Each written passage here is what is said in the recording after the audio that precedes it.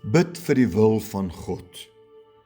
Efesiërs 5 vers 17 sê, daarom moet julle nie onverstandig wees nie, maar verstaan wat die wil van die Here is. God het 'n soewereine wil. Dit is ook God se wil dat sondaars gered word, maar ook in jou persoonlike lewe het die Here ook 'n wil wat hy wil laat geskied.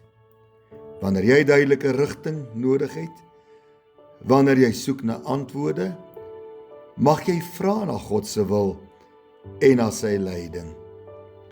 Bid die volgende gebed saam met my in jou soeke na God se wil.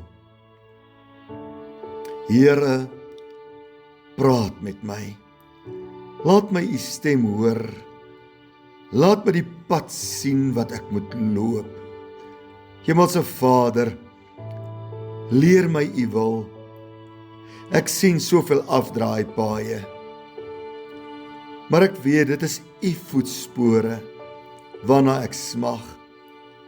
U voetspore wat my veilig sal lei op die weg van u volmaakte wil.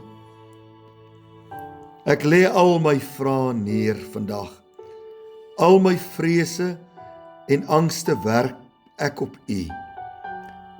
Want Here, u is my herder wat vir alles sorg in my lewe. U sal my dra na waters van rus. Daarom vertrou ek vandag opnuut my lewe aan u toe. Dit weet ek verseker. My God sal my vashou. Dra my aan u bors, Here. Ek gee oor. Ek gee oor aan u beste wil vir my lewe. Kom, o dierbare Heilige Gees, deurdrink my hart en siel. Hy bring al my gedagtes tot bedaring. Alle onrus, sê ek, wees stil. Die Here se heerlike lig sal op my weg val, my hele weg. U stem, Here, ek soek na u stem.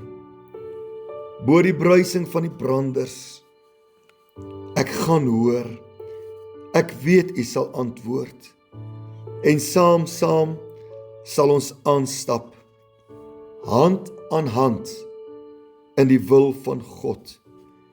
U en ek, u kind, koersvas, vertrouend.